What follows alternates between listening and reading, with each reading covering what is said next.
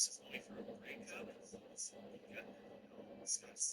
spokesperson for Kit Kat always encouraged people to have a break with Kit Kat, but it seems thieves have taken the message too literally and made a play with more than 12 tons of our chocolate. Man, you just know that spokesperson was so jazzed about being able to finally make that wordplay. You gotta seize those opportunities when they arise. I'm so proud of you. But other than eating so many Kit Kats that you have to lay still for several days with a stretched out stomach like a constrictor that just ate a full cow, what do you actually do with that much lower chocolate? Is it like money where you need to launder it first so it becomes untraceable? Got the cash.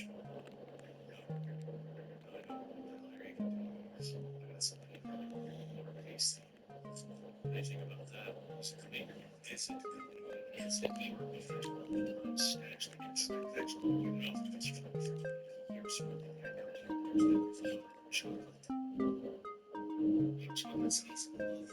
Let's go get some. Let's go get some hot chocolate. Pennsylvania dad was injured after accidentally dropping a pipe bomb he made to entertain guests. That's not a good idea. That's what we in the pipe bomb business call an oopsie doopsie. And it's a surprisingly quirky business. So this guy decided to assemble a pipe bomb because he was supposed to have guests over and he, quote, thought it would be good entertainment. I can kind of understand this one, honestly. It can be hard to brainstorm fun stuff when you're planning a party. Maybe.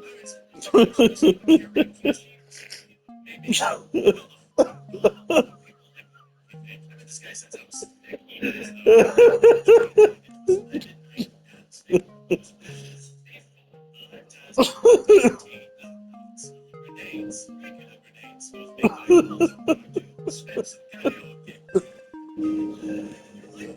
That sounds fun. Oh god. This story was sent in to us by Angry Panda on Patreon. That's right, on my Patreon we have a variety of emotional beasts. Angry Panda's just one of them. I'm pretty sure I saw a sugar and hippopotamus over there too, but don't take my word on that. So this virus story is all the way in a section on this news website called Weekend Nightmare Fuel. So everything's going great with journalism. Don't worry about that at all. The virus in question is known as JC virus, and JC stands for John Cunningham, the first man proven to have contracted this virus. And it's just a terrible way to be remembered. Don't force that upon this guy's legacy. It's almost as bad as that guy. You've had this COVID-19 ruin that guy's life. So as many as 90% of all people of humanity have this virus. Fortunately, the only way it's activated is during major immune suppression. So eat your vitamin C. But unfortunately, they found another way. So that part only from the thing I just said that wasn't even accurate anymore by the time I was saying it. Turns out if you have chronic kidney disease, that can also activate this virus. Hooray! Two diseases for the price of one. It's like winning the worst lottery of all time. It's like a scratch off made of poop where the prize is more poop scratch offs. There's no winning. Kind of wild to think that 90% of us have a brain eating virus just waiting to be activated like a sleeper agent and start chomping on the inside of our noggins. That's nuts. I hope it's one of those sleeper agents that has also amnesia, like a Jason Bourne situation. That probably save us some time as the brain virus pieces together its own backstory.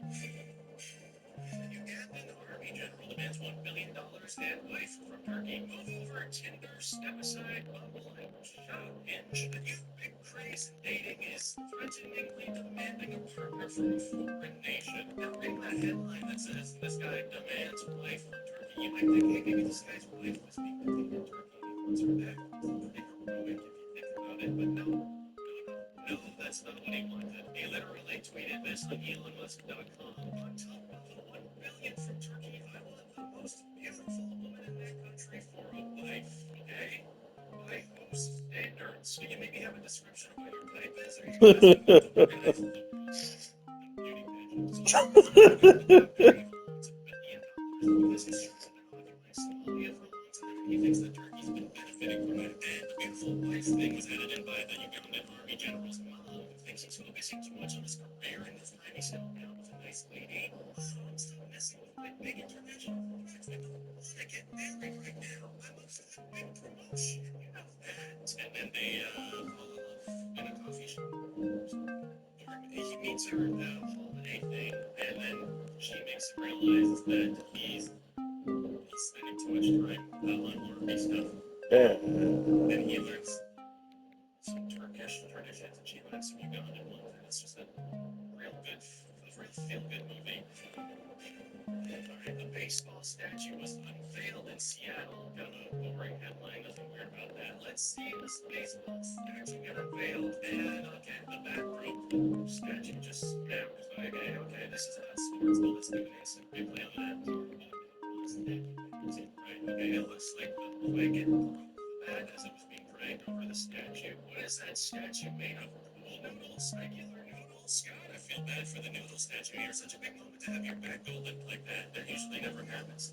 This gets at something a bit deeper, though. We, as a world, are having major statue problems. There's this statue of Ronaldo looking like the real Ronaldo sucks out its life force every day for eternal youth. The statue of Dwayne Wade looking like they poured hot oil on the real Dwayne Wade and he started melting a little. There's this statue of Lucille Ball, which looks more like Willem Dafoe in a movie where he's a zombie, but like a smart zombie. Like he learned stuff along the way despite being a zombie. It's like the Planet of the Apes movies where with zombies instead of monkeys. And then he learns the human's ways a little bit and they fall in love at a coffee shop. And it's, everyone stops their careers. Everyone just stops careering and they fall in love. Okay, that's the weird news for today. Thank you for watching. And hey, if you watched this far, thank you for watching this far. Goodbye. Hey, Disability Head here. Thanks for watching that video. Alright. Subscribe to the channel or join us over on Patreon where nothing weird is happening at all. I'm a Disability Head, so you can trust me. You can trust me. Also, this morning I went to check the weather, which I don't do by looking out the window. No, I go to my phone like a normal human. And seriously, I'm not making this up. Look at what it says. Kind of crazy, right? I can't believe that happened to me.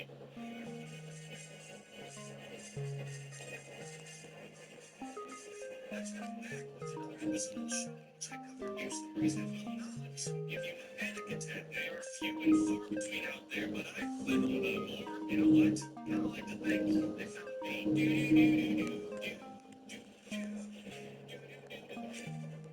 Scientists may have severely miscalculated how many humans are on Earth. If you're like me, you've been going around acting like there are about 8.2 billion people on the planet, since that's the current accepted estimate. You'll go up to people like, hey, it sure is good to be one of the 8.2 billion, isn't it? And they'll answer stuff like, yes. What joke is that? That was maybe Dracula.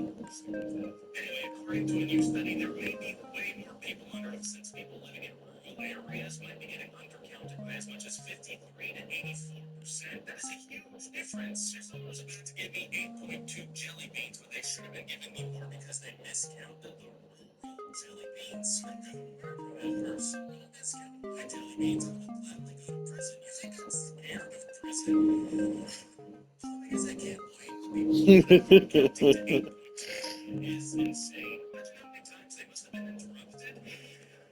Alexandra from Alien into Danny DeVito, Billion and Three. Me, I always forget. Hey, what? Can I have your yogurt in the fridge? There's no yogurt. I don't like yogurt. Why do you like yogurt? It's like milk bacteria mucus pudding. No, thank you. So I can have it. It's yours. So yeah, okay.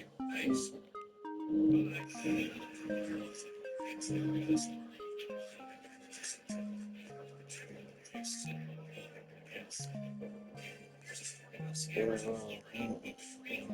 DMV reservations and then scalped them for $250 a box. Good, yes, but also kind of genius. So genius, in fact, that I'm excited to announce that I will also be selling tickets to things that are unpleasant and usually free, like getting sneezed on in a metro.